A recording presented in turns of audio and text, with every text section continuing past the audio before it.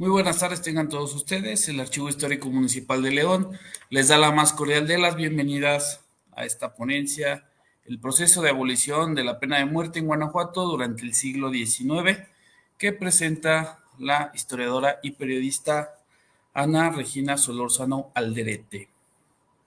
Esto en el marco de nuestro 77 aniversario. Mi nombre es Pedro Daniel Reveles Reyes, soy coordinador de eventos y exposiciones de esta institución y tendré el honor de moderar este espacio de divulgación de nuestra historia y cultura. Antes de comenzar, queremos agradecer a nuestra presidenta municipal, la maestra Alejandra Gutiérrez Campos, al secretario del Ayuntamiento, el maestro Pablo Arturo Elizondo Sierra, así como al titular de la Dirección General de Archivos, el maestro Mario Vázquez Cantú, por permitirnos y apoyarnos, sobre todo, para la realización de estos eventos de difusión y divulgación. Como lo mencionaba, el día de hoy tendremos el honor de que nos acompañe la licenciada en Historia, Ana Regina Solórzano Alderete, a quien saludo. Muy buenas tardes. Hola, licenciado. Buenas tardes. Muchas gracias por la invitación. Felicidades al archivo por su aniversario número 77. Ojalá que vengan muchos más. Saludo también a todas las personas que están conectadas, que se irán conectando y también a las que después van a ver el video guardado en la grabación. Muchísimas gracias, Regina. Y claro que sí, van a ser muchas, pues es un tema bastante interesante que nos presentas el día de hoy y que bueno, no tenemos mucha referencia la mayoría, pero que precisamente son de las investigaciones de esta nueva historiografía, de esta historiografía del siglo XXI, que empieza a preguntar y a realizar estos trabajos de investigación en torno a un tema tan interesante y pudiéramos decirlo hasta controversial, pero que nos permite entender la evolución de estos procesos del castigo a la rehabilitación hoy en día y que nos compartes el día de hoy. Así es, muchas gracias. Pues si gustan empezamos. Si me Si me pueden. Nada más si me permite, licenciada, para que el público la conozca, Ok. leer rápidamente su breve semblanza. Bueno, para todos aquellos que nos siguen en esta modalidad virtual, más allá de nuestras fronteras, Ana Regina Solórzano Alderete es licenciada en Historia por la Universidad de Guanajuato, titulada con mención honorífica por su trabajo de investigación final. Se ha desempeñado como profesora de Historia Mundial e Historia de México a nivel secundaria, preparatoria, para adultos, y para la comunidad extranjera. Ha presentado ponencias sobre su tema de investigación, la pena de muerte en Guanajuato, en diversos espacios como la Universidad Autónoma de Yucatán, la Universidad Michoacana de San Nicolás de Hidalgo, así como su alma mater, la Universidad de Guanajuato. Regina Solórzano también ha colaborado en medios locales como el periódico Correo y el periódico AM en Irapuato y Guanajuato Capital, así como en medios nacionales como el periódico La Jornada, donde labora actualmente. Entonces, ya con este contexto sobre su quehacer y su línea de investigación, licenciada Regina, ahora sí cedemos la palabra y ponemos mucha atención en su ponencia. Muchas gracias. Muy bien, muchas gracias a ustedes. Bueno, pues como lo dice el título de mi ponencia, yo les voy a hablar sobre el proceso de abolición de la pena de muerte en Guanajuato durante el siglo XIX. Es muy interesante lo que ocurre en el siglo XIX porque hay una mutación en las prácticas y en la concepción que se tiene del castigo. Entonces, se pasa de ejecutar penas atroces en espectáculos públicos con la intención de que la gente escarmiente, ¿no? Y también demostrar todo el poder del Estado, a con el paso del tiempo pasar a aplicar penas más sobrias, en privado y sin testigos, ¿no? Todo este cambio y este proceso está totalmente ligado con la institucionalización del Estado mexicano, y con institucionalización me refiero a la creación de códigos penales, de constituciones, de leyes y también con la búsqueda por la modernidad, ¿no? Y por reformar las cárceles a través de penitenciarías, que son un sistema que en la época, pues, implicaban un gran progreso, ¿no? O eran un símbolo de los países que estaban progresando. Y este sistema de penitenciarías lo que proponía era que en lugar de matar a los delincuentes, había que, a través del trabajo, de la educación, buscar que pudieran readaptarse y reinsertarse a la sociedad como personas de bien, ¿no? Entonces, a lo largo de la investigación, vamos a ver cómo se fue dando toda esta situación. ¿Pueden pasar a la siguiente diapositiva, por favor? Les comento cuáles son las fuentes primarias de las cuales yo obtuve toda la información de la cual les voy a estar hablando. Bueno, el Archivo General del Poder Ejecutivo del Estado de Guanajuato, el Archivo Histórico del Poder Legislativo del Estado de Guanajuato, el Archivo Histórico de la Casa de la Cultura Jurídica, el Archivo Histórico Municipal de Salamanca, que es de donde obtuve toda la información pues de la penitenciaría, porque estuve en Salamanca. Y yo intenté consultar también el archivo histórico del Poder Judicial, igual del estado de Guanajuato, y sí me encontré ahí con información muy valiosa, claro, como decretos de indultos, de pena de muerte y demás. Sin embargo, ocurre algo interesante en este archivo y es que no hay documentación sobre casos de pena de muerte en el siglo XIX, lo cual no significa que no hayan ocurrido, ¿no? Porque yo en los otros archivos sí me encuentro con indultos de pena de muerte e incluso con personas que fueron condenadas a pena de muerte a las que se les rechazó el indulto. Entonces, pues, se podría suponer que sí los terminaron ejecutando. Pero en el archivo histórico del Poder Judicial, pues no existe documentación al respecto, ¿no? Por ahí cuando yo intenté consultarlo, me dijeron que, pues que justo estaban estos documentos tal vez perdidos y bueno, en aquel momento no era consultable. ¿Podemos pasar a la siguiente, por favor? Para poder entender el proceso de abolición de la pena de muerte en Guanajuato, yo identifiqué 3 momentos, ¿no? El primer momento va a ser este tiempo al que yo llamé de antiguo régimen, que iría de inicio del siglo 1800 a 1821, ¿no? Que es la fecha de la consumación de la independencia de México. Este tiempo se va a caracterizar precisamente por castigos violentos, ¿no? Que se realizaban además en público, con toda una gran parafernalia alrededor para atemorizar a la gente, ¿no? Y pues como decíamos también al inicio, con la intención de que el Estado mostrara todo su poder frente al pueblo. También en este periodo de antiguo régimen, el Estado y la Iglesia están muy amalgamados, el delito de pronto también se asocia con el pecado, hay por ahí también una dialéctica entre alma y cuerpo. ¿Podemos pasar a la siguiente, por favor? Y una característica también de este periodo es que existe mucha legislación, ¿no? De la cual se puede echar mano para ejecutar los castigos. La primera, pues, van a ser las leyes de Indias, pero también se empleaban las 7 partidas, que son, pues, eran leyes que se escribieron en el 1200, ¿no? Yo identifiqué en las 7 partidas 38 delitos por los cuales se condenaba a la pena de muerte.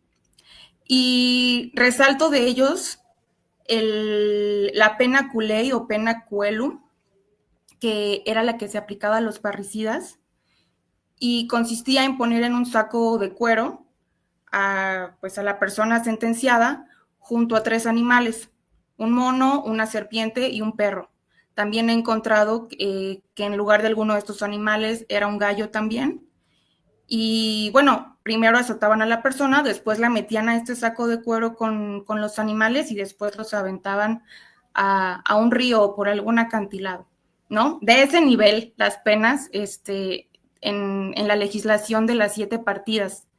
También en esta época, pues está vigente la novísima recopilación de las leyes de la Nueva España, para las cuales, en donde yo identifiqué 31 delitos que se castigan con pena de muerte, y pues también la Constitución de Cádiz de 1812, que no regula como tal nada sobre la pena de muerte, y bueno, pues que ya sabemos que es una constitución más de corte liberal. ¿Podemos pasar a la siguiente, por favor? Bueno, durante este periodo de antiguo régimen, pues también es el periodo en el que opera el Tribunal del Santo Oficio de la Inquisición, que, bueno, hay una leyenda negra muy grande en torno al Tribunal del Santo Oficio. La realidad es que no fue tan terrible como nos lo han contado tradicionalmente. Eso no quita que haya sido terrible. Y bueno, no perder de vista también que el Tribunal del Santo Oficio castigaba delitos que tuvieran que ver con la fe, ¿no? Que transgredieran la fe. O sea, la Inquisición no castigaba a los homicidas o a los rateros, de eso se encargaba la justicia civil, ¿no? Entonces el Santo Oficio sobre todo castigaba a pena de muerte a los herejes, y ni siquiera era el tribunal quien los terminaba condenando a muerte, ¿no? Pasaba esas sentencias al brazo secular, es decir, a la competencia civil, y eran ellos quienes terminaban haciendo efectivo el castigo en estos sucesos o en estos eventos que se llamaban autos de fe, ¿no? Y eran, pues, los espacios en los que se ejecutaban estos castigos. Sin embargo, en realidad, a nivel, digamos, Nueva España, no fueron muchas personas las que fueron condenadas a muerte por la Santa Inquisición. Por ahí se habla de alrededor de 40 personas, ¿no? Pasamos a la siguiente, por favor. Bueno, aquí les muestro unas pinturas de la Inquisición española. Y podemos pasar a la siguiente también, por favor.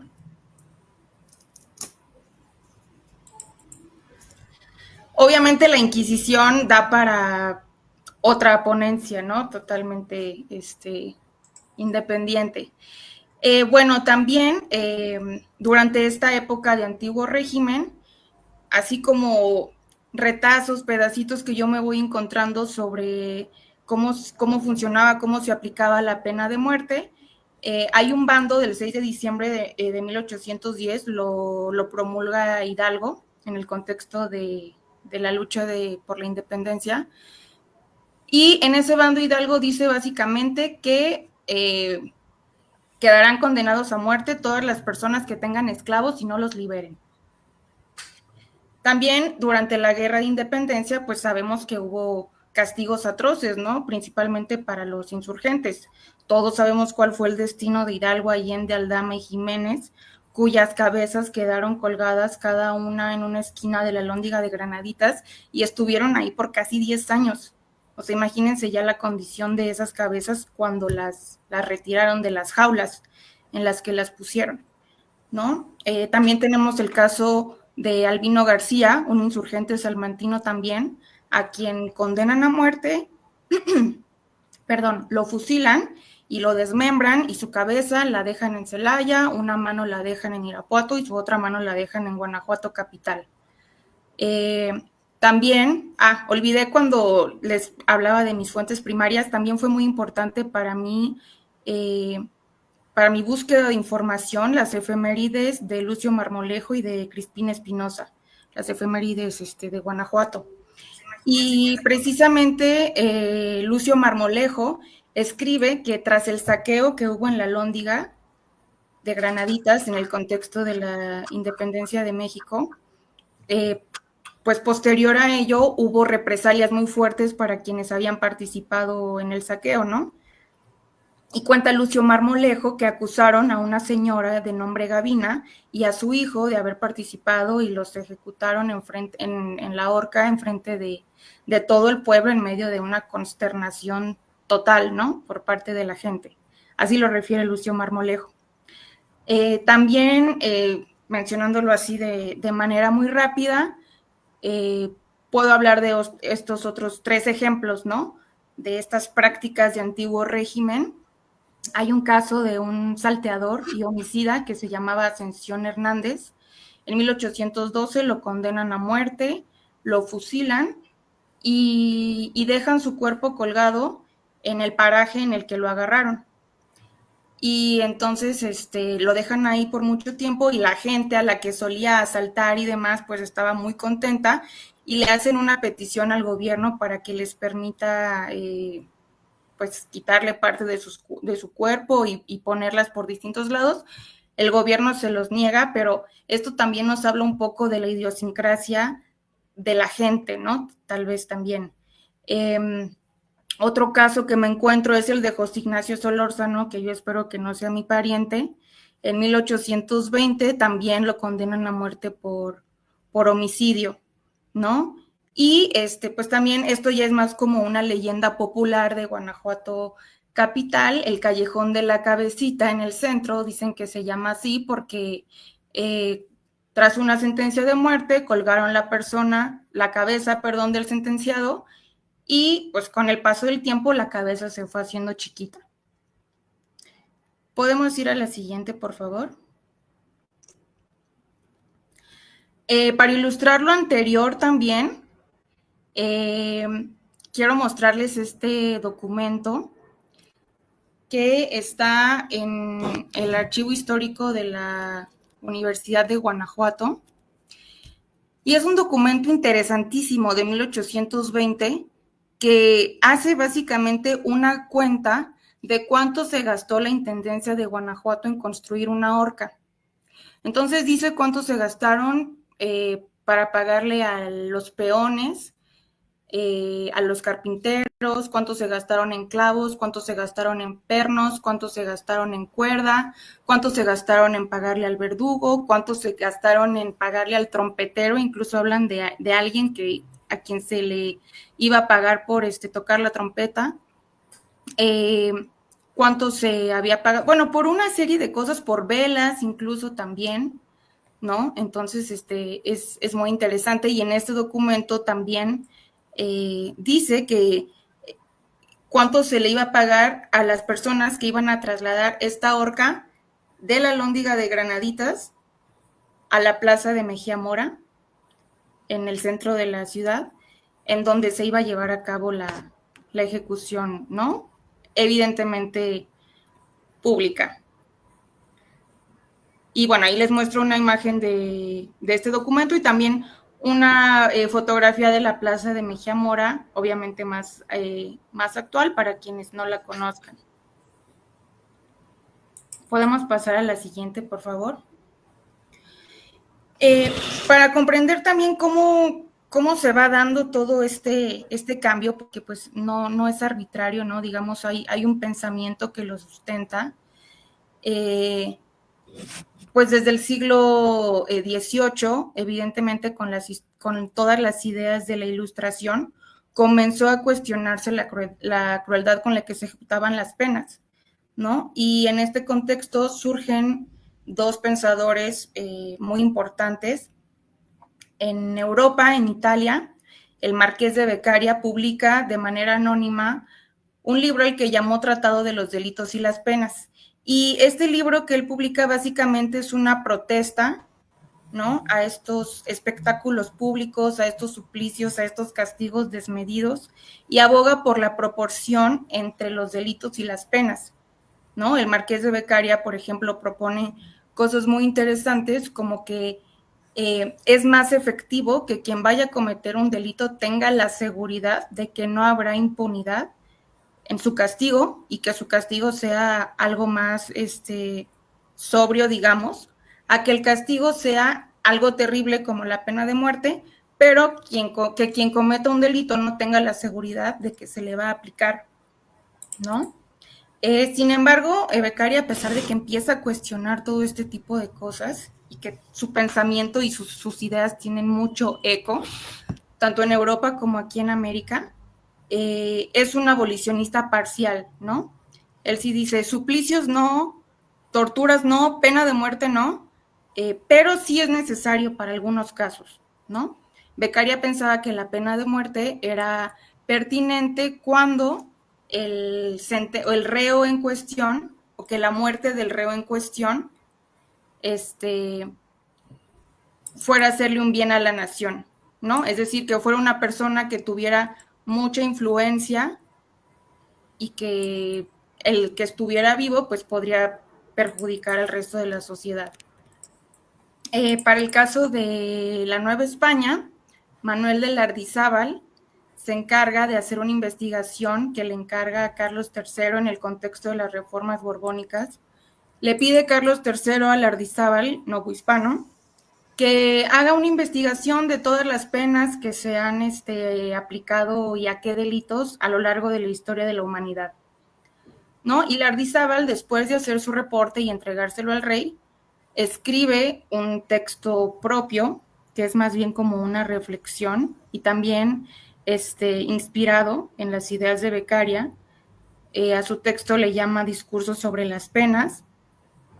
También Lardizábal es un abolicionista parcial, ¿no? Él propone que la pena de muerte sí debe aplicarse para los homicidas, ¿no? Pensando en esta idea de la proporcionalidad de las penas, ¿no? Entonces, si tu delito fue matar, pues el castigo debería ser que te maten también, ¿no? Entonces Lardizábal creía que para homicidas y también para gente que hiciera falsos testimonios que terminaran haciendo que condenaran a alguien a pena de muerte. Y bueno, también las ideas de ambos son muy interesantes, pero en términos muy generales van de eso. ¿Podemos pasar a la siguiente, por favor? Como parte también de toda esta reestructuración de pensamiento, surge una reforma carcelaria muy importante, principalmente en Estados Unidos, con la creación de 2 regímenes penitenciarios, ¿no? Les decía, estas penitenciarías que son pensadas con la idea de readaptar a los delincuentes para que pudieran reinsertarse en la sociedad.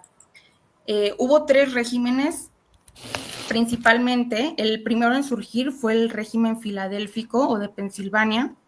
Surgió en 1786 y básicamente lo que proponía era que estuvieran los reos en celdas individuales todo el día y toda la noche, completamente solos y en silencio total, ¿no?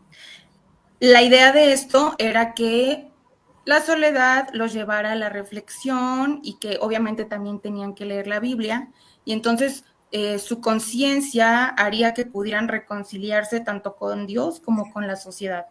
Obviamente los resultados de este régimen fueron fatídicos y precisamente por eso surge el siguiente en 1820, también en Estados Unidos. Surgió en Nueva York, se le llamó régimen de Auburn y proponía algo similar al régimen filadélfico, ¿no? También proponía silencio total todo el tiempo, pero proponía algo que hizo que cambiara totalmente la ecuación y fue que los reos pudieran trabajar en las prisiones, ¿no? Que hubiera talleres para que los reos aprendieran algún oficio y pudieran trabajar en él e incluso pudieran comercializar sus productos, ¿no? Ya sea para ayudar a las mejoras de la cárcel, como para ellos una vez al salir de prisión, pues pudieran, además de tener un ahorro, conocer algún oficio y poder ser realmente personas de bien. Sin embargo, pues este tema del silencio, pues también provocó malas experiencias, ¿no? El régimen de Auburn proponía igual, los presos cada uno en una celda, celdas individuales, por las noches que estuvieran totalmente solos y que por los días sí trabajaran en estos talleres y comieran juntos, pero siempre observando el más estricto silencio. Estos 2 regímenes fueron replicados aquí en México, o al menos hasta donde se pudo, ¿no? Hay varias propuestas por replicar estos regímenes aquí en México. Y el último va a ser el régimen de Crofton. que es un régimen que proponía la rehabilitación de los presos a través de distintas etapas, ¿no? Y entonces que la pena que tuvieran los presos al final dependiera, perdón, sobre todo de su trabajo y de su conducta, ¿no? Entonces que no se fijara de entrada una pena, que con el tiempo esto se pudiera ir modificando a partir de ello. Y también como parte de la reforma carcelaria a nivel global, Jeremy Bentham va a proponer el famoso panóptico de Bentham, ¿no? Que le llaman así porque es el apellido de su creador. Y esto es como una idea arquitectónica que propone vigilar a los presos a través de una torre central sin que ellos vean directamente que los están observados, sin embargo que tengan la seguridad de que lo están siendo. Y entonces esto iba a permitir que, como ellos, a pesar de que no lo estaban viendo, sabían que estaban siendo observados, pues iban a autorregular su conducta, ¿no? Y pues este tipo de cárceles también se intentaron hacer aquí en México. ¿Podemos pasar a la siguiente, por favor? Bueno, la segunda etapa que yo identifico para poder comprender el proceso de la abolición de la pena de muerte, porque son 100 años, los que se intentan estudiar, entonces es mucho tiempo, es el que llamé Estado naciente. Este va de la consumación de la independencia a 1857, que es cuando surge la Constitución liberal, ¿no? Del 57, y que va a ser la última del siglo XIX también, por cierto. Las características de este periodo, pues son que México viene de su guerra de independencia, entonces el país no tiene hacienda pública, las cárceles, están en situaciones deplorables, no hay leyes o hay un montón de leyes por todos lados. ¿Podemos pasar a la siguiente, porfis? Bueno, más bien lo tenía en otra, pero bueno. No hay leyes y cuando surge una constitución, a los pocos años viene otra y pasamos de ser federalistas a centralistas. Miren, aquí por ejemplo, estamos hablando de 4 constituciones a nivel federal, ¿no? Y unas eran centralistas y otras federalistas. Entonces, hay mucho desorden, a pesar de que México ya es independiente de España. La realidad es que tiene una dependencia jurídica a sus leyes muy, muy, muy evidente. Y a pesar de que intenta publicar sus propias leyes, sigue echando mucha mano de las que se usaban antaño, ¿no? Entonces se sigue echando mano de las 7 partidas, de la novísima recopilación, y pues es un relajo, ¿no? Incluso los jueces, al momento de dictar sus sentencias o de estudiar sus casos, pues no tenían una sola ley como ahorita, ¿no? Que recurre uno al Código Penal y a partir de eso se castiga a las personas. No, había muchas leyes, incluso muchas de ellas contradictorias entre sí. Entonces, este periodo se va a caracterizar sobre todo por la poca... por la poca presencia que tiene el Estado en la aplicación de la pena de muerte y también por la pésima condición carcelaria que había tanto en el país como en Guanajuato, ¿no? Yo estudio en particular el caso de Guanajuato capital, pero la verdad es que la situación en todo el estado era muy similar. ¿Podemos pasar a la anterior, porfis? Aquí, por ejemplo, les voy a leer cómo describen los gobernadores a través del tiempo las cárceles del estado. Las describen como lugares insalubres, precarios, sobrepoblados, sin jerarquización de delitos, como escuelas del crimen, casas de tormento o mansiones de desdichados. O sea, en este tiempo estaban en la cárcel la persona que habían agarrado por haber estado borracho en la noche, conviviendo con el homicida, ¿no? Por ejemplo, entonces ustedes imagínense. Sin embargo, también en este tiempo comienza ya a plantearse la creación de penitenciarías en el estado, ¿no? Porque solo estos eran como cuartos, los que había aquí que funcionaban como cárceles, pero no había ningún tipo de plano de proyecto, ni siquiera de separación para las gentes que estaban ahí albergadas. Desde 1824, ya aquí en Guanajuato se está buscando que se haga una penitenciaría. Hubo un intento en 1830 porque se hiciera una en lo que antes se llamaba Yuriria Púndaro, pero el intento más serio fue uno que se hizo precisamente en León. En 1851 se planteó que se creara una penitenciaría, se destinaron recursos, incluso se estableció que tenía que estar terminada en un lapso de 2 meses y medio y demás, pero pues eventualmente se suspendieron las actividades y no pasó. No quedó terminada la penitenciaria de León, pero fue un intento, ¿no? O sea, realmente estaba la intención por buscar a través de las cárceles tanto la abolición de la pena de muerte como esta entrada de México al grupo de países modernos y en progreso de la época. Podemos pasar a la siguiente, que ya habíamos pasado entonces a la siguiente. Ajá.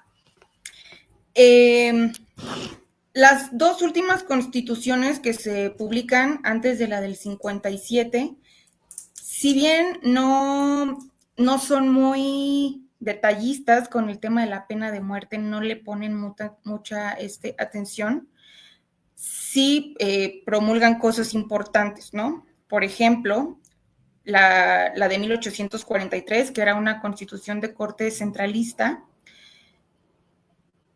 propuso por primera vez en toda la legislación de México que la pena de muerte se iba a imponer sin aplicar ninguna otra especie de padecimientos físicos más que la privación de la vida. Y por su parte, la del 47 va a instaurar por primera vez la figura del amparo. El amparo fue muy importante porque era una figura jurídica a la cual podían recurrir los reos que consideraban que habían sido sentenciados a nivel local y que durante sus procesos habían violado sus derechos humanos, ¿no? Entonces, eso hacía que sus casos pasaran al fuero federal, es decir, a los juzgados de distrito y a la Suprema Corte de la Nación, para que ellos pudieran hacer otra revisión de su caso, ¿no? Entonces, obviamente, el amparo fue un recurso muy socorrido para las personas que estaban condenadas a pena de muerte. Podemos pasar a la siguiente, por favor. La última etapa que yo identifico va de 1857 con la Constitución Liberal que se publica en este año, que va a ser muy importante porque es la primera vez que se dice qué delitos se van a castigar con la pena de muerte, ¿no? En esta etapa se comienza a observar la creación de códigos, ¿no? De códigos penales, de códigos de procedimientos penales, más sobriedad en el castigo y la búsqueda por abolir la pena capital. La siguiente. El constituyente para la creación de la Constitución del 57, pues estaba lleno de grandes intelectuales, ¿no? Aquí, por mencionar algunos, Francisco Zarco, el nigromante, Guillermo Prieto, Melchor Ocampo, también todos ellos liberales, y se discutió ampliamente el tema de la pena de muerte. Todas esas discusiones están registradas en un libro que escribió Francisco Zarco, que es una joya ese libro, y él registró, ¿no? Como todo el debate que se armó en torno a la pena de muerte y a otros temas, y es muy importante estudiarlo porque ahí están reflejadas las ideas de la época. Entonces, podemos pasar a la siguiente, por favor. El artículo finalmente quedó redactado así. Para la abolición de la pena de muerte queda a cargo del Poder Administrativo establecer a la mayor brevedad el régimen penitenciario.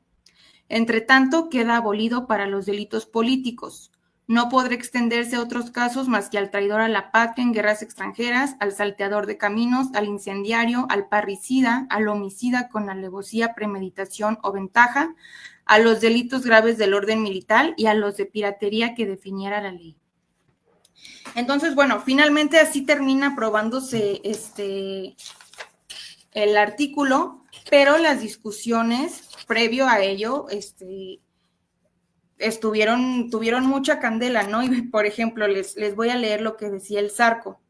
Por ejemplo, el Zarco decía, ¿por qué dejar algo tan valioso como la vida humana a la lentitud de los gobiernos, pereza de los albañiles o falta de materiales? ¿No? Por esto de que la pena de muerte se supeditaba a la creación de penitenciarías. El nigromante, por ejemplo, decía y criticaba que la pena de muerte siempre recaía en los pobres, ¿no? Porque eran quienes no podían pagar un buen abogado y quienes además terminaban delinquiendo por falta de oportunidades, decía el nigromante. No te doy trabajo ni educación, pero te doy cadenas. No te puedo dar moralidad, pero te doy horca. Muere y paga mi indolencia y me abandono, ¿no? Decía él haciendo como como algo que estaría diciendo el Estado, ¿no? Guillermo Prieto, por ejemplo, también, que ellos tres fueron como los más aguerridos abolicionistas del constituyente. Guillermo Prieto decía, ¿por qué hace recaer sobre los reos los descuidos del gobierno en la mejora de las cárceles? ¿Porque no hay hacienda deben continuar las ejecuciones? Sin embargo, pues los abolicionistas parciales o los liberales más moderados decían, sí, realmente nadie quiere pena de muerte, pero no tenemos penitenciarías, no tenemos qué hacer con los grandes criminales de nuestro tiempo, ¿no? Entonces, pues finalmente por mayoría de votos termina quedando vigente la pena de muerte, pero en miras de su abolición, ¿no? Podemos pasar a la siguiente, por favor. En 1868, por fin se concreta la idea de hacer una penitenciaría aquí en el estado de Guanajuato. La penitenciaría de Salamanca estuvo en Salamanca, en lo que hoy es el Centro de las Artes. Este era un exconvento agustino que el gobierno federal le concesionó al gobierno de Guanajuato. Y pues ahí hicieron la penitenciaría, ¿no? No sabemos con certeza qué sistema se aplicó. Vamos a ver que la prensa básicamente criticó toda la vida que ahí jamás se aplicó ningún sistema y por eso no era una penitenciaría, sino una cárcel cualquiera. Sin embargo, yo me encuentro con que se aplicó una especie de sistema de Crofton, ¿no? Se buscaba rehabilitar a los presos a través de diversas etapas, ¿no? Que tenían que ver con su conducta y con su trabajo. Me voy a ir más rápido ya. Vamos a la siguiente, por favor. Sin embargo, pues la penitenciaría no logró abolir la pena de muerte porque tuvo varios problemas durante su operación, ¿no? El primero, pues, era la forma rectangular del convento. Les hablaba hace rato del panóptico de Bentham. Este era un convento antiguo que evidentemente no estaba pensado como cárcel y no permitía la vigilancia. Entonces se tenía que nombrar a los propios presos para que ellos la hicieran de celadores. También en la penitenciaría de Salamanca nunca hubo forma de tener bien alimentados a los presos. Entonces hay muchos registros de que tienen problemas de salud que incluso terminan en defunciones. Hay documentos en la penitenciaría de Salamanca que dicen que los presos mueren por mala alimentación, ¿no? Era un lugar muy insalubre también, lo cual provocaba enfermedades como diarrea, pulmonía, disentería, y esto terminaba provocando también la muerte de los presos.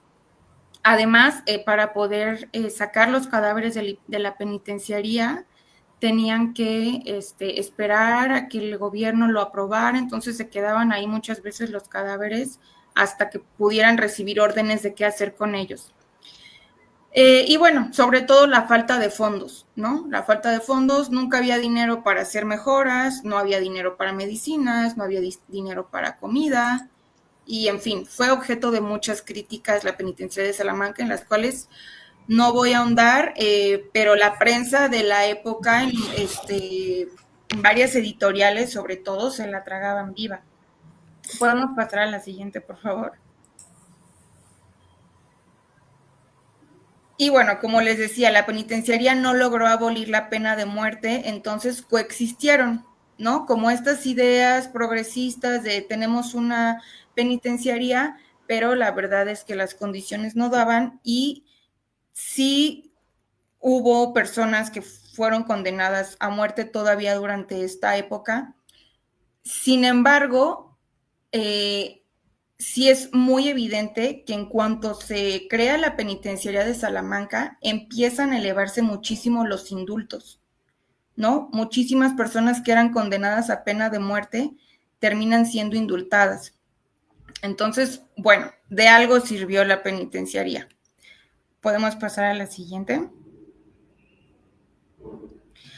Voy a mostrarles aquí una tabla de presos que entraron a la penitenciaría de Salamanca después de que los indultaran. ¿Le puedes dar a la siguiente, por favor?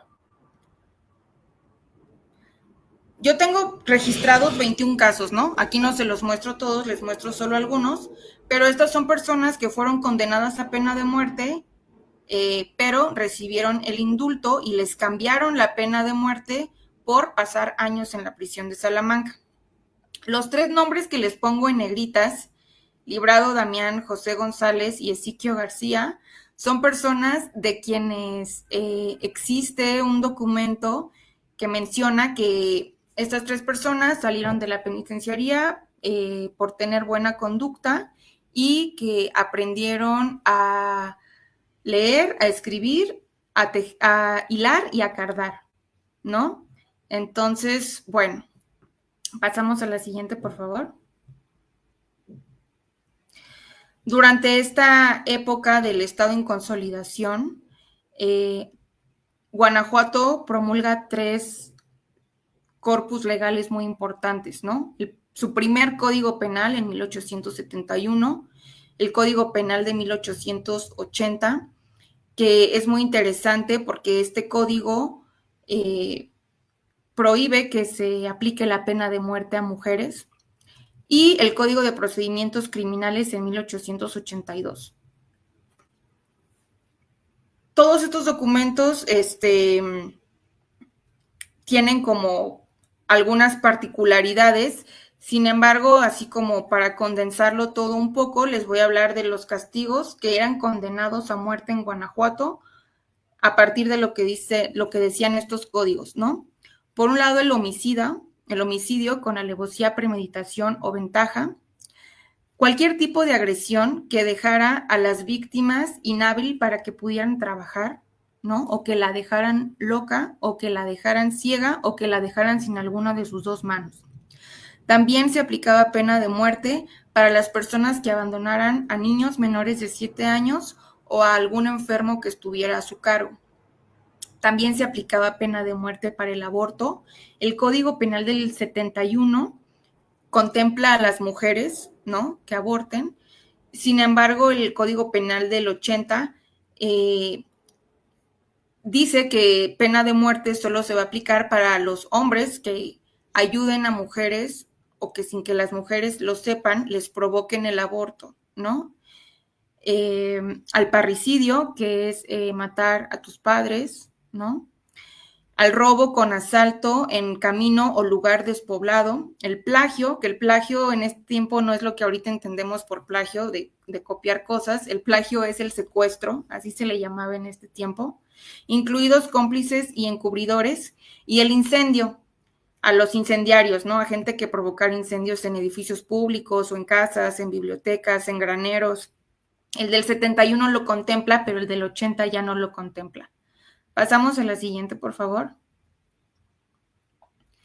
Y bueno, en estos códigos también había excepciones, ¿no? Decía que la pena de muerte se iba a anular para personas que presentaran enajenación mental o locura o demencia. También se anulaba para personas sordomudas, para menores de 17 años y mayores de 60. Cuando pasaban 5 años y la pena no se ejecutaba, se anulaba. También cuando había varios criminales condenados a pena de muerte por el mismo delito, más bien se hacía un cómputo y los condenaban a prisión. Y cuando te agarraran hasta después de 15 años por si tu delito aplicaba pena de muerte, pues ya no aplicaba, ¿no? Se anulaba la pena y pues obviamente por indulto. La pena de muerte se suspendía para mujeres que estuvieran embarazadas, ni siquiera podían notificarles que estaban condenadas a pena de muerte hasta que hubieran pasado 15 días de que hubieran dado a luz, ¿no? Bueno, esto en el Código de 1871. En el de 1880, como ya dijimos, la pena de muerte para mujeres se prohibió y tenía que sustituirse por otra pena. Pasamos a la siguiente, por favor. Y ahora, pues, ¿cómo se aplicaba la pena de muerte, no? Para las personas a las que sí terminaban condenando. Como les digo, en el archivo del Poder Judicial, que es en donde podría estar esa información, no hay nada. Pero yo lo reconstruí como era, al menos en teoría, a partir de lo que decían las leyes, ¿no? Entonces, pues bueno, primero se le notificaba al reo que estaba sentenciado a pena de muerte. Después se fijaba el día, el lugar y la hora en la que se iba a llevar a cabo la ejecución. Nunca podía ser en domingo ni en días festivos del calendario civil. Cuando coincidía en alguno de esos días, tenía que pasar al día siguiente. Bueno, el reo una vez, más bien 3 días antes de que fuera a ser ejecutado, quedaba incomunicado y era puesto en capilla. Ese es el término que se usa en la época, poner en capilla, que era pues ponerlo como en un lugar aparte, ¿no? Incomunicado, como dijimos, únicamente tenía permiso de poder recibir a un sacerdote o algún ministro que le proporcionara servicios espirituales y también a alguien que pudiera ayudarle a dejar en orden temas relacionados con su testamento. Después, afuera de las cárceles afuera de la casa del delincuente, se ponía un cartel anunciando su nombre y el delito por el cual lo iban a condenar. ¿Podemos pasar a la siguiente, por favor? Cuando llegaba el día, tenían que ser ejecutados en la prisión o en algún lugar cerrado. No se especifica más. Y sin el pueblo como testigo. Únicamente podían estar algunos funcionarios, algún ministro de culto, y eso si el reo lo quería de esa manera, ¿no? La pena tenía que aplicarse o tenía que limitarse únicamente a quitar la vida, no podía haber otro tipo de tormento. Pasamos a la siguiente, por favor. No especifican nunca cómo se ejecutaba la pena de muerte, ¿no? Estos códigos nunca dicen tiene que ser por fusilamiento, por horca, por lo que sea, ¿no? Sin embargo, yo creo que era por fusilamiento, ¿no? Por cómo se expresa la prensa de la época y por documentos que me encuentro, se habla sobre todo de fusilamiento. Y bueno, finalmente, una vez que se consumaba la ejecución, el cadáver era entregado a los familiares de la persona o a quien lo reclamara, pero con la estricta orden de que no podían hacerle un funeral, ¿no? Tenían directamente que ir a sepultarlo. Pasamos a la siguiente, por favor. Ay, pues aquí están algunas posibles sentencias que yo considero, o por mi investigación, que se hicieron efectivas porque después no me encuentro que los hayan indultado. Son alrededor de 40 personas, 6 de ellas son de Guanajuato capital, ¿no? Les puedo contar rápidamente el caso de José María Ibarra Chinaco y Andrés Macías el Diablo. A ellos los acusan por haber robado a unas personas que iban caminando rumbo a Santa Rosa, y estas personas los acusan de haberles robado hasta los calzones. y dicen que los amarraron después en un árbol y que huyeron.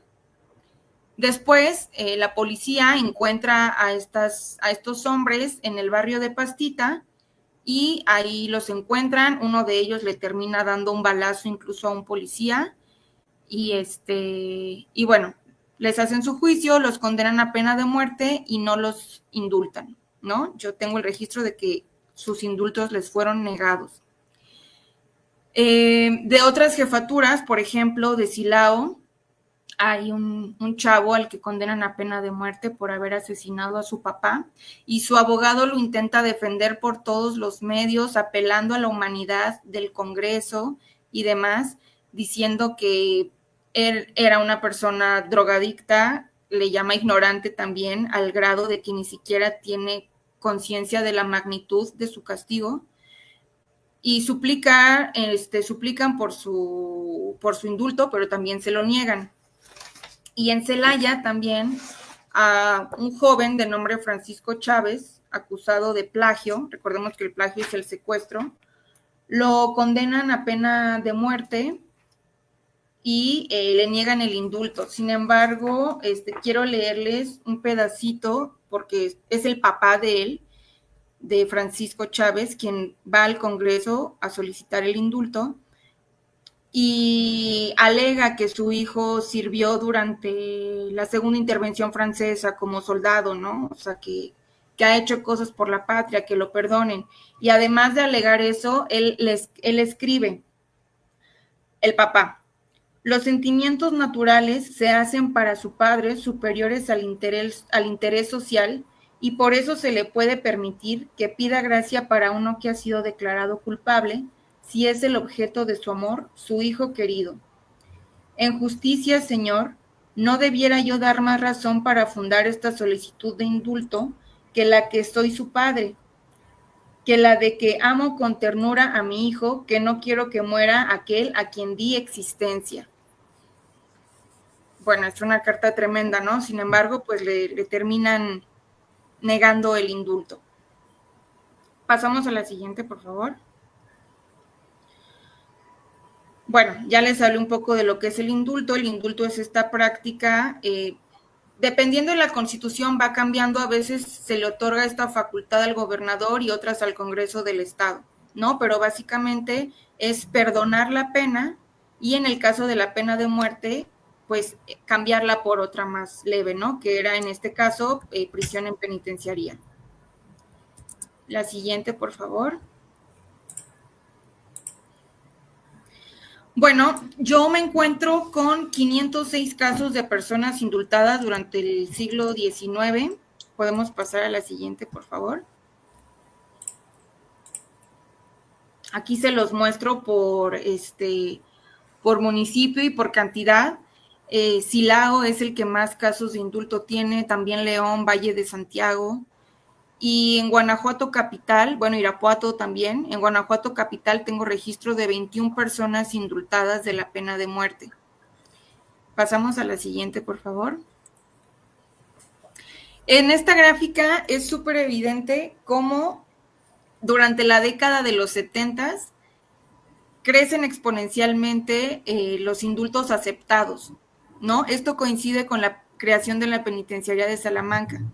La penitenciaría de Salamanca, a pesar de insalubre, de no estar en un edificio adecuado y todo lo que ustedes quieran, sí sirvió también para que los indultos se comenzaran a dar en grandes cantidades, ¿no? Casi todos los indultos que yo tengo son de esta década. 501 indultos son de esta década. O sea, casi todos. Pasamos a la siguiente, por favor.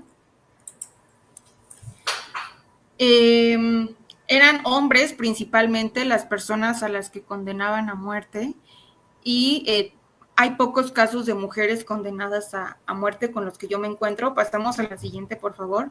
Me encuentro únicamente con 5, lo cual representa el 1%, ¿no? Y todas ellas son indultadas de la pena de muerte. Algo importante también de mencionar es que la penitenciaría de Salamanca no contemplaba a las mujeres. No hay registro de ninguna mujer que haya entrado a la penitenciaría de Salamanca. Pasamos a la siguiente, por favor. Bueno, aquí la proporción de los indultados de Guanajuato capital con respecto al resto del estado representa el 3.8%. La siguiente, por favor. Aquí las 21 personas que yo me encuentro, que son indultadas a pena de muerte en Guanajuato, es el 7º lugar a nivel estatal. Pasamos a la siguiente, por favor.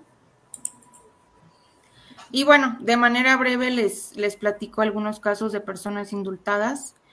El primero es el de Remigio González. Él, su delito, o a él lo acusan de haber robado en un lugar despoblado a mano armada.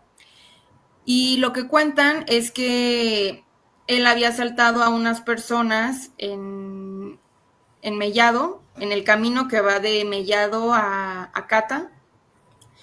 Dicen que había unas personas ahí y que llegó este fulano y que les empezó a decir maldiciones, y que los asaltó, ¿no? Y que incluso dio un balazo al aire y que personas pudieron ir al auxilio de estas otras personas que estaban siendo asaltadas porque escucharon el balazo.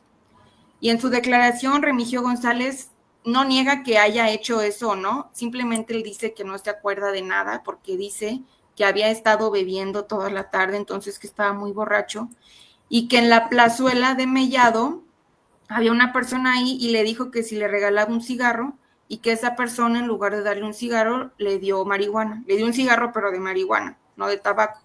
Entonces él dice que eso lo terminó por perturbar totalmente y que no se acuerda ni de qué fue lo que pasó. Entonces solicitan el indulto y finalmente se lo aprueban porque recuerden que la pena de muerte aplicaba solo para robos en caminos despoblados. Y se alegó que como alguien pudo escuchar el balazo que él tiró y acudir al auxilio de estas personas, pues no había sido realmente un lugar totalmente, un paraje totalmente solo, ¿no? El otro caso que es muy famoso y está muy documentado y es genial es el de, se le llama caso Muñoz Haller, es el asesinato de don Tomás Haller, que es esta persona de aquí. Este caso incluso llegó a la prensa nacional. Aquí les estoy mostrando el periódico El Universal. Y era a primeras planas, ¿no? La prensa de Guanajuato también le da mucho seguimiento. Y bueno, acusan a Narciso Muñoz de haber asesinado a un señor de nombre Tomás Haller, que administraba la mina, que era quien administraba la mina del Nopal en ese entonces. Y bueno, resulta que parece ser que fue una especie de drama amoroso porque Narciso Muñoz era amante de esta mujer que aparece hasta arriba, que se llamaba Ana Camiña, y resulta que un día Narciso vio a Haller ir a casa de Ana Camiña y se puso muy mal y junto a unos cómplices pues lo terminan secuestrando y después lo asesinan y lo tiran a una presa, a la presa de Zaragoza, que actualmente ya no existe esa presa, en Guanajuato capital, y finalmente la autoridad que lo estaba buscando encuentra su cuerpo flotando en la presa y un niño que lo identifica, porque durante este tiempo que lo tuvieron secuestrado lo dejaban en casa de una señora que lo cuidaba mientras él estaba sedado, un niño, hijo de esta señora, lo identifica, ¿no? Y bueno, la historia es más larga, pero a Narciso Muñoz y a sus cómplices también los terminan indultando de la pena capital y conmutándoles su sentencia por 20 años en la penitenciaría de Salamanca. Y bueno, este es un caso interesante porque nos muestra que incluso en los casos más célebres, porque la prensa estaba encima de este caso, ¿no? Y Tomás Haller era un hombre importante.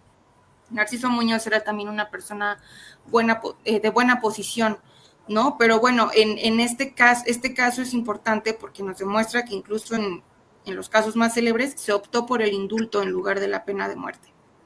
Pasamos a la siguiente, por favor.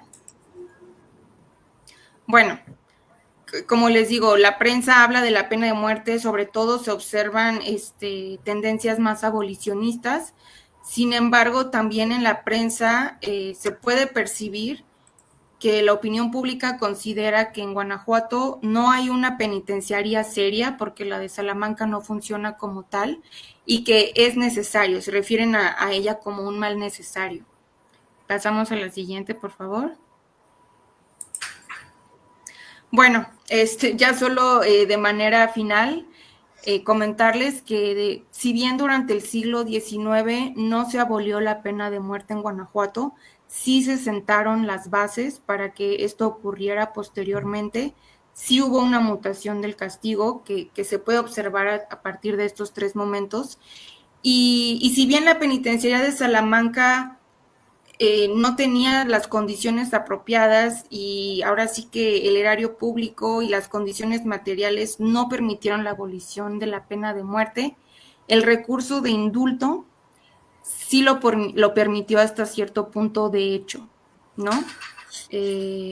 Bueno, la pena de muerte finalmente se abole en Guanajuato, se promulga así, digamos, el decreto oficial hasta el siglo XX, en 1955, y en México a nivel nacional fue hasta el 2005. Vicente Fox, bueno, él siendo presidente,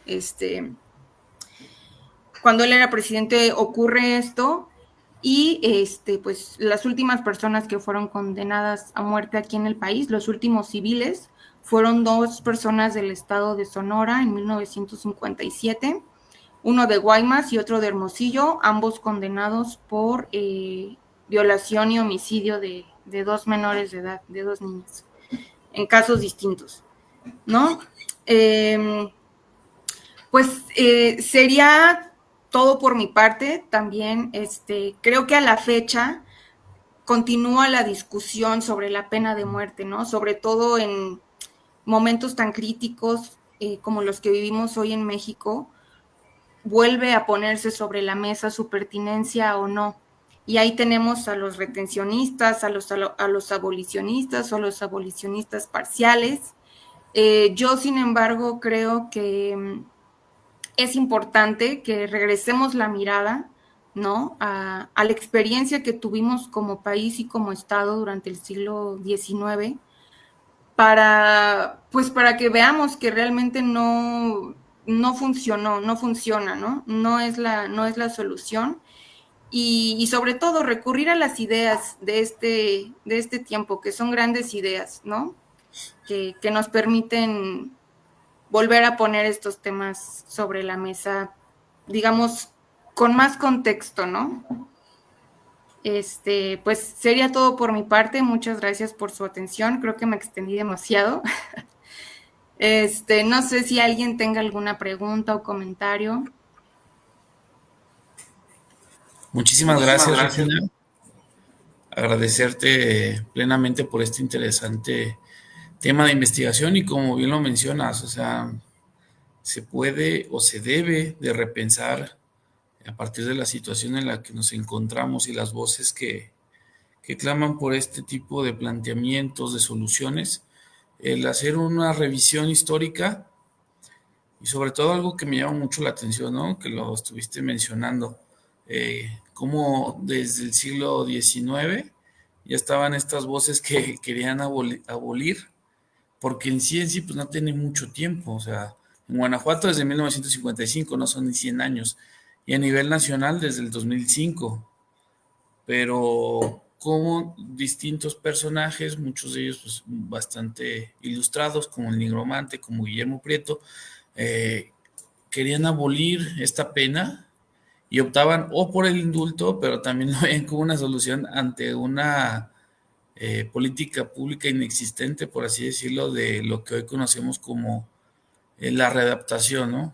O sea, también esa parte es bastante interesante y a mí me viene una pregunta, si me permite el auditorio, o sea, como tal nunca hubo un régimen, cuando te refieres al de Pensilvania, etcétera, como tal nunca se aplicó un régimen aquí en México, en Guanajuato, para los presos, y solo era esta vía de el apartar, el castigar, el excluir de la sociedad a los criminales. Ya, mira, para el caso, digamos, a nivel nacional, sí se planteó para la Ciudad de México, por ejemplo, hacer una penitenciaría bajo el régimen filadélfico, ¿no? Yo el caso que conozco así más es el de Guanajuato, y la única penitenciaría que hubo durante el siglo XIX fue la de Salamanca. Cada municipio tenía sus cárceles que todas estaban en condiciones fatales. Eh, Granaditas fue una cárcel también, ¿no? Y era incluso la segunda en importancia después de la de Salamanca. Y en Granaditas también había talleres y escuela y cositas así, pero realmente no era una penitenciaría. Salamanca, que fue como el caso más serio, pues no, nunca existió un régimen como tal, lo cual no significa que realmente fuera algo que se estuviera buscando, ¿no? Sí había talleres de carpintería, de jabonería, de panadería, había clases de música, había clases de escritura, de lectura. Los reos incluso tenían un bazar en el que comercializaban sus productos, ¿no? Incluso se ofrecían ahí anuncios en el periódico en donde los reos están ofreciendo servicios de albañilería, ¿no? Por ejemplo. Eh, pero la realidad es que no funcionó, porque justo en los indultos, en algunos de los indultos que son negados, el argumento del Congreso es que la penitenciaría de Salamanca no funciona como tal. La prensa también constantemente está criticando que le llaman penitenciaría, pues nomás porque así le quisieron poner, pero que la verdad es que funciona poquito mejor que una cárcel cualquiera, ¿no? Si no es como una cárcel más. Porque de entrada, para que pudiera funcionar bien como penitenciaría, digamos, con las ideas de la época, eh, pues un exconvento no, ya de entrada todo estaba mal, ¿no? Porque impedía esta arquitectura del panóptico que permitiera que fueran observados y demás.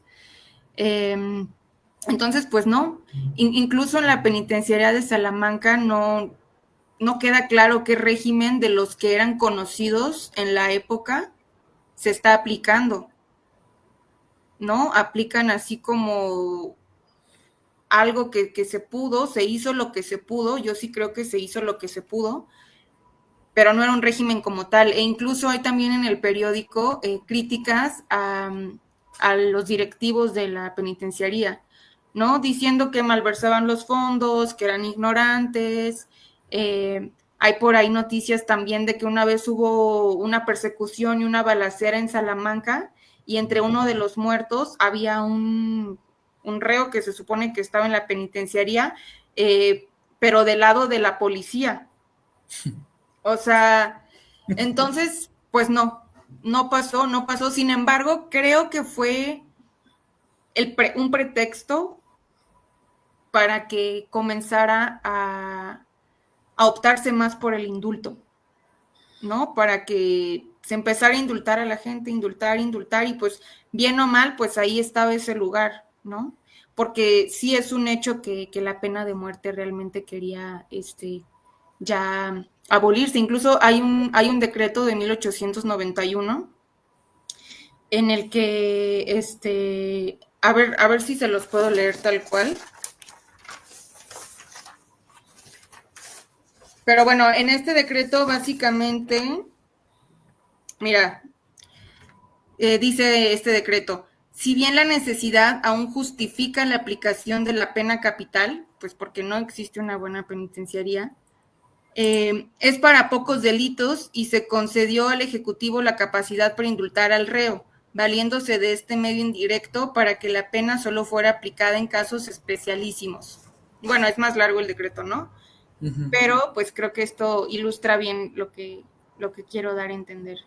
Sí, el último recurso y aún así, no era una medida que mantuviera, por así decirlo, a raya al criminal o que lo volviera más consciente a las personas de respetar la ley, ¿no?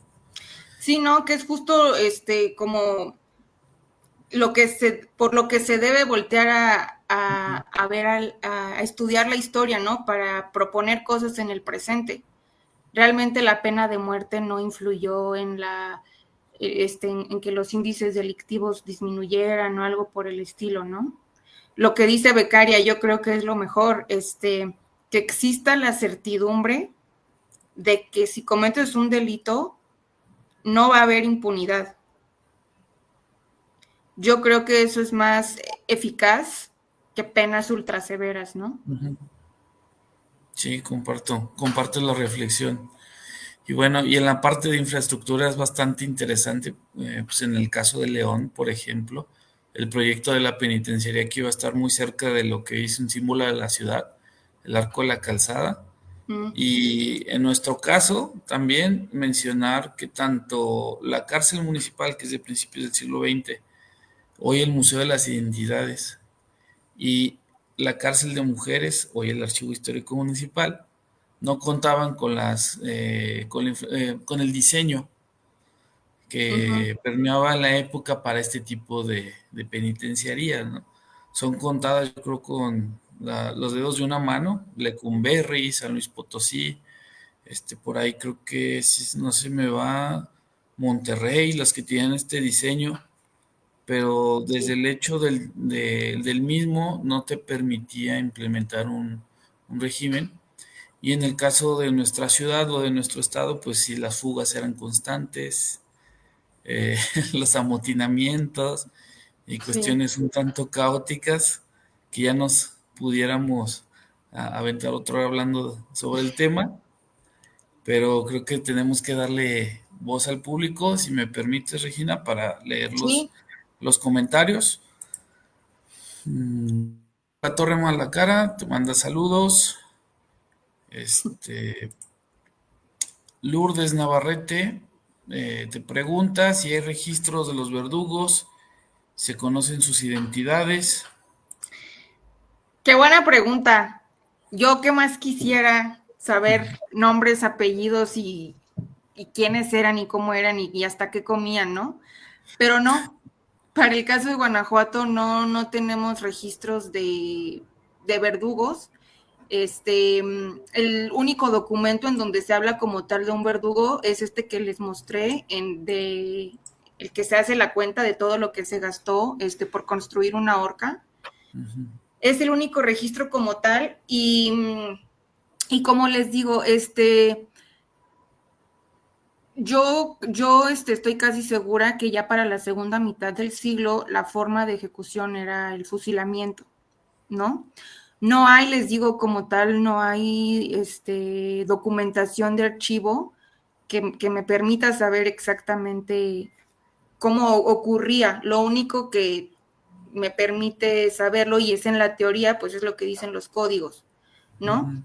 Y como tal no se especifica nada del método con el cual se debe ejecutar la sentencia, mucho menos de quién la debía ejecutar, ¿no? Sin embargo, por fusilamientos, digamos, muy populares, como el de Hidalgo, el del propio, pues sí, el de los grandes líderes de la insurgencia, el de Iturbide, el del propio Maximiliano, ya durante la segunda mitad del siglo, que son por fusilamiento, pues se hacían en un pelotón, ¿no? O sea, son varias personas quienes realizan una descarga y por ahí se habla también de que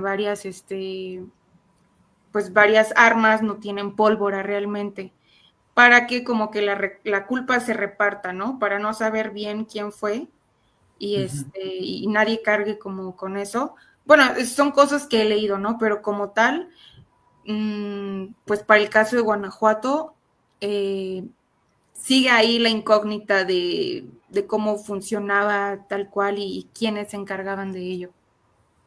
Sí, si me permites abonar en el tema, por ejemplo, aquí en el archivo tenemos varios expedientes, juicios a milicianos que iban con la insurgencia, sobre todo de aquellos que estuvieron en el sitio del Fuerte del Sombrero, los cuales fue un juicio rápido, más que nada fue un interrogatorio, y fueron fusilados la mayoría en la plaza principal, porque estoy también viendo la pregunta de Lourdes, que dice que si las ejecuciones se hacían en la plaza principal, Y tomando como referencia lo que dices también, hay que entender que pues en época de guerra era lo más habitual, hasta lo más práctico, un fusilamiento antecediendo un juicio o una corte militar breve y pues a lo que seguía, ¿no?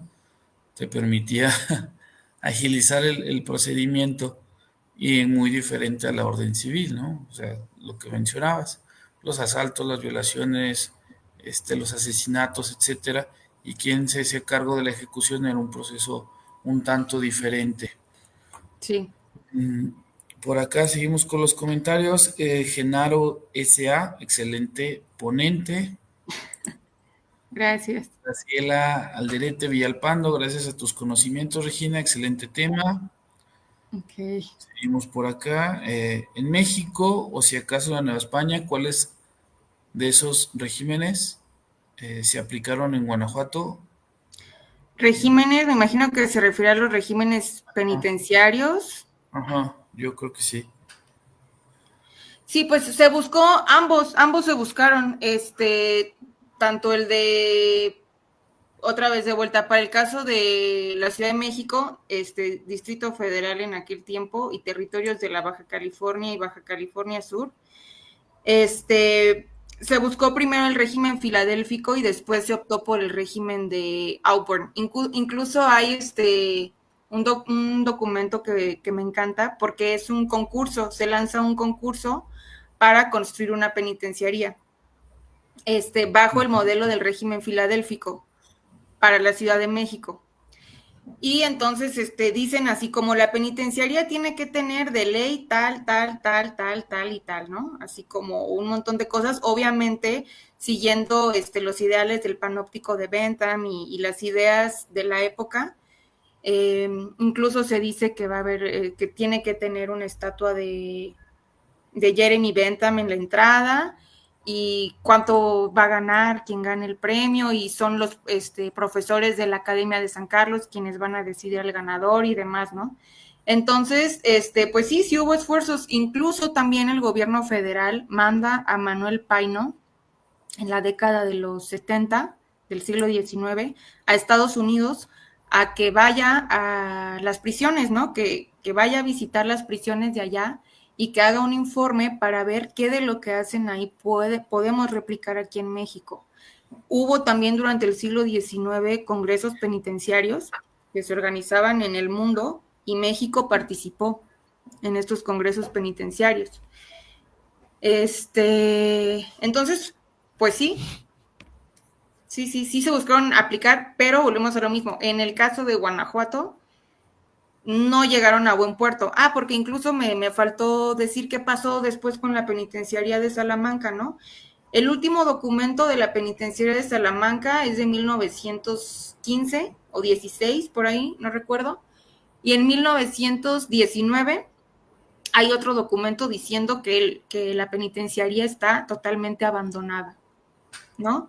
Entonces, seguramente dejó de funcionar entre este breve lapso de tiempo y tampoco se sabe por qué. La tradición salmantina oral, la tradición oral salmantina dice que Pancho Villa pasó por ahí, se llevó a todos los presos y se los llevó a la bola y que pues ya, por eso ahí quedó abandonada la penitenciaría, ¿no? Sin embargo, pues no hay manera de comprobarlo tampoco.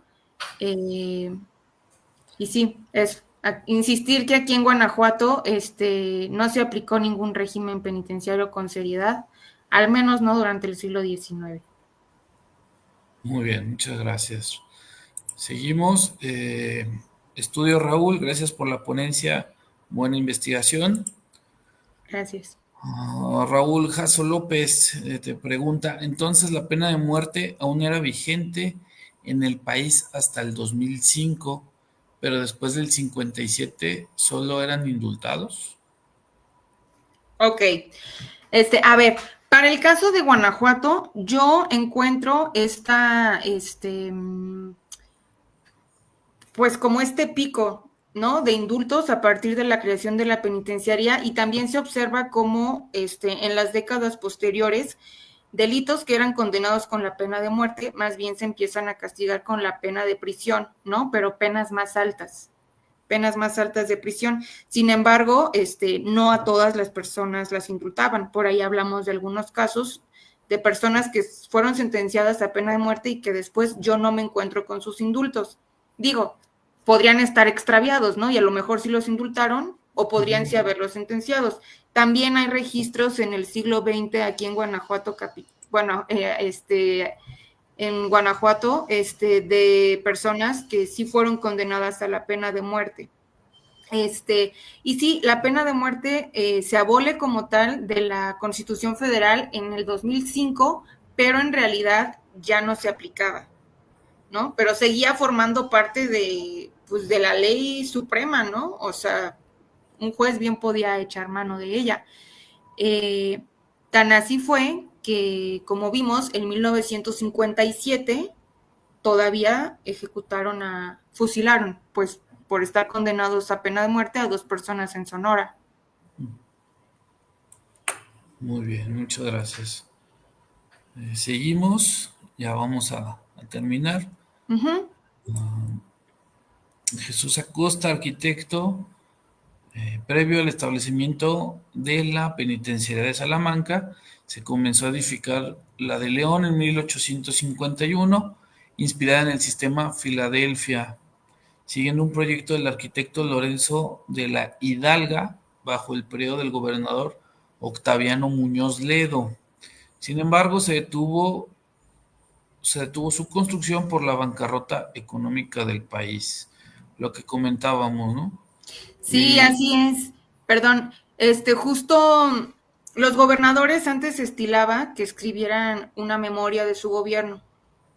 Entonces, hay memorias de gobierno, que así se llamaban, de los gobernadores de Guanajuato durante el siglo XIX. Y precisamente, cuando estaba este proyecto de la construcción de la penitenciaría de León, por ahí dicen que iba a ser así como casi que la envidia, no solo de México, sino del mundo entero.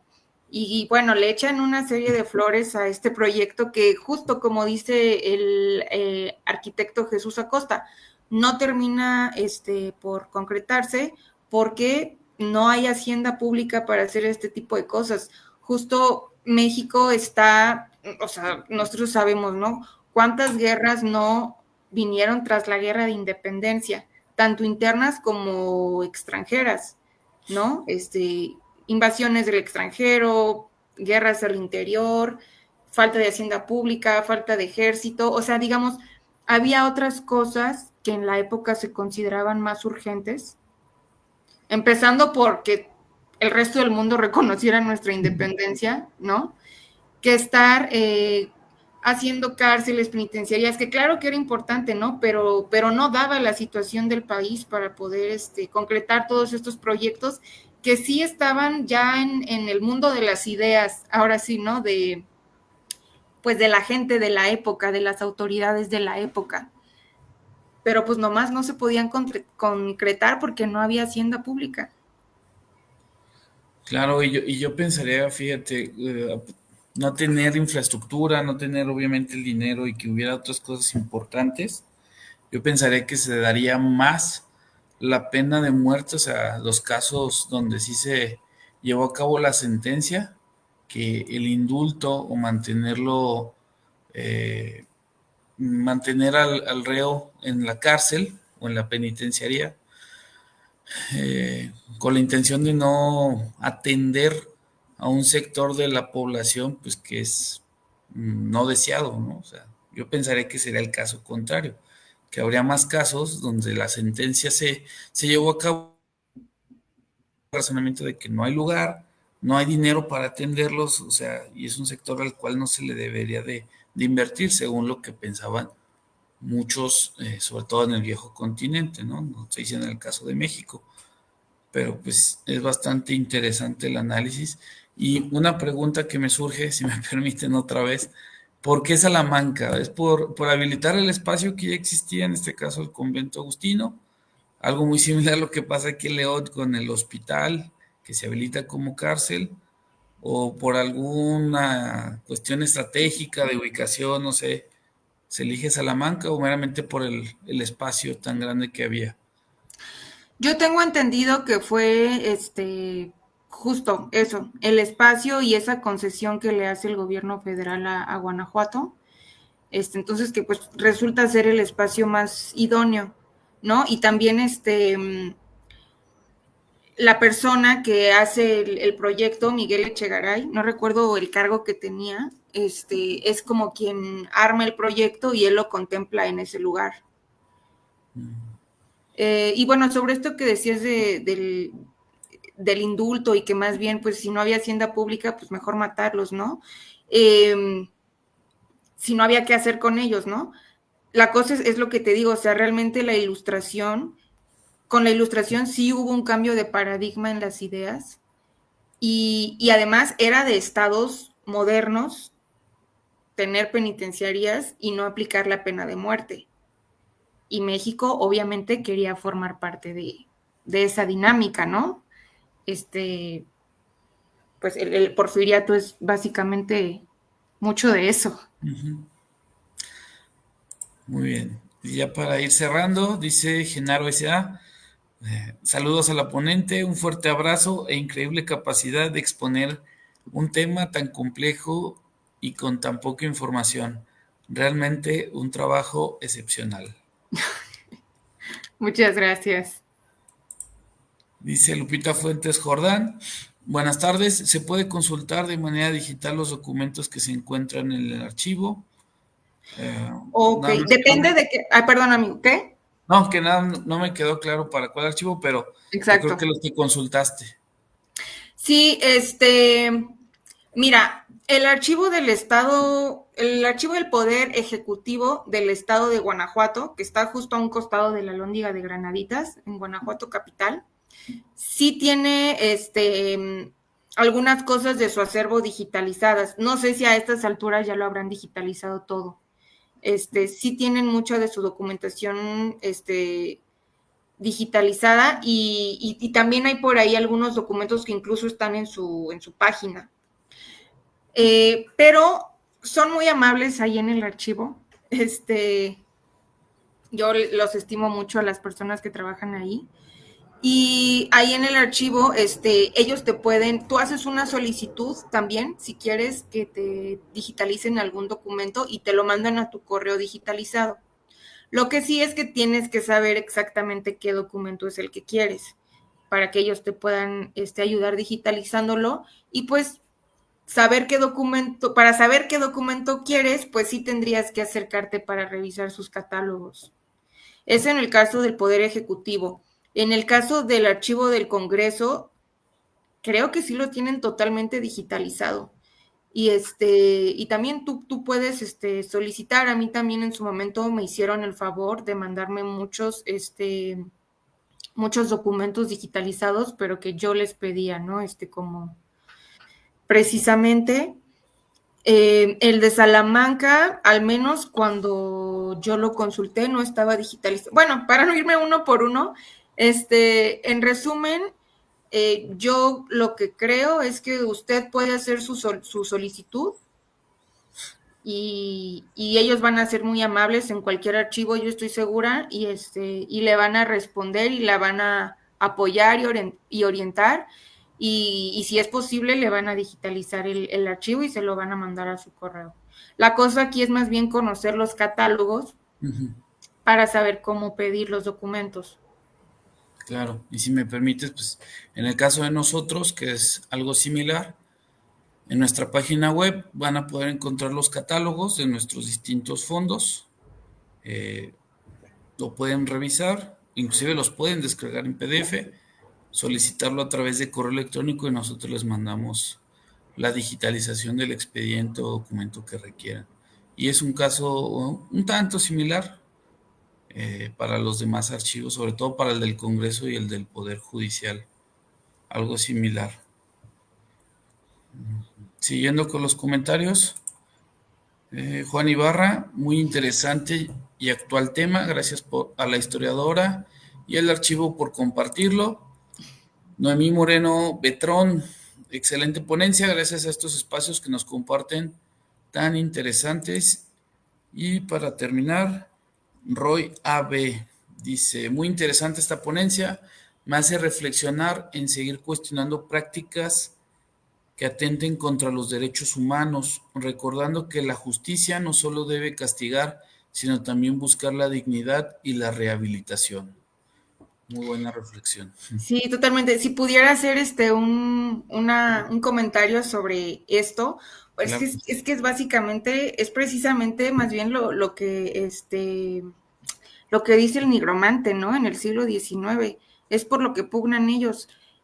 Si estas personas, porque por lo regular, pocas veces encuentro los generales de las personas, ¿no? Pero cuando los encuentro, son jornaleros, son obreros, ¿no? Y que además en muchas ocasiones también terminan condenados a pena de muerte porque no pueden tener buenos abogados y les asignan abogados de oficio que estaban saturados de trabajo. Algo muy similar a lo que pasa en la actualidad, ¿no? Y el nigromante justo dice, ¿no?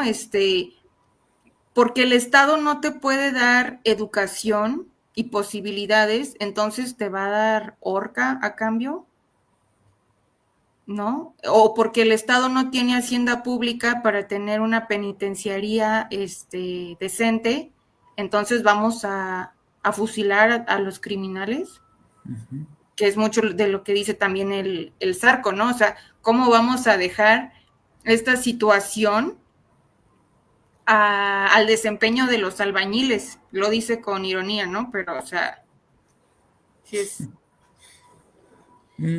así es. Situaciones que podemos todavía encontrar en nuestro país, como bien lo mencionas en la actualidad. Totalmente, totalmente. Pues no nos queda más que agradecer, Regina, alguna otra cosa que quede en el tintero que nos quieras compartir. Pues muchas cosas, la verdad, muchas cosas, pero pues nada, yo creo que espero haber podido condensar estos 100 años con esta ponencia. Igual, si a alguien le interesa conocer mi trabajo de investigación, digamos, pues completo y más detallado y con todos los pormenores y demás, pues con gusto yo se los puedo hacer llegar a través de ustedes. Muchas gracias, claro que sí. Créeme que mira, habrá muchas personas interesadas y que verán este video posteriormente y se pondrán en contacto. Muchísimas Sí. gracias otra vez, Regina. Gracias a ustedes y muchas felicidades. Y gracias a todas las personas que escucharon, que comentaron y también a las que en el futuro van a echarle un ojo a esto. Claro que sí, un reconocimiento a la distancia y otra vez agradecerte por participar en estas actividades y eventos en el marco de nuestro 77 aniversario. Y con esto Muchas, nos despedimos, querido auditorio, agradeciendo el favor de su compañía, ya sea de manera en vivo o posterior a través de esta modalidad virtual. Y seguimos con los eventos de nuestro 77 aniversario. Este próximo jueves, la presentación del libro Manuel Obregón, fotógrafo, autoría del doctor Gerardo Martínez Delgado, el cual será en modalidad presencial en nuestras instalaciones, repito, este jueves 24 de julio a las 6 de la tarde y con lo que daremos cierre a estas actividades por nuestro 77 aniversario. Agradeciendo de nueva cuenta el favor de su sintonía y que nos hayan acompañado y de nuevo gracias a nuestra ponente Regina Solórzano, nosotros nos despedimos y nos reencontramos en otro momento. Muchísimas gracias, muy buenas noches. gracias, bye. Hasta luego.